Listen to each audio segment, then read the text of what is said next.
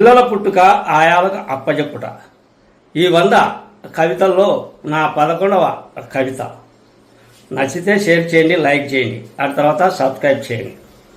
ఒకవేళ నా కవితలు మీకు నచ్చినట్లయితే 9440353054 ఫోన్ చేస్తే నా కవితల పుస్తకాన్ని మీకు అందజేస్తా. మీ సీనియర్ జర్నలిస్ట్ దేరంగల కృష్ణయ్య. ఇక 11వ కవిత అంశం ఏమిటి అంటే, కాలం మారుతుంది, పిల్లలను పెంచే ఓపిక లేదు,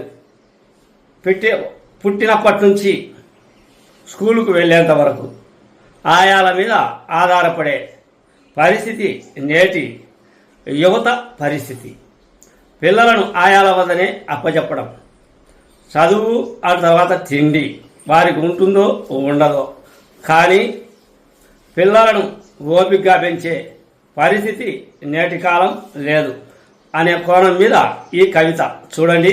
ఇలా పిల్లల పుట్టుక ఆయాలకు అప్పచెప్పుట. పిల్లల పుట్టుక ఆయాలకు అప్పచెప్పుట.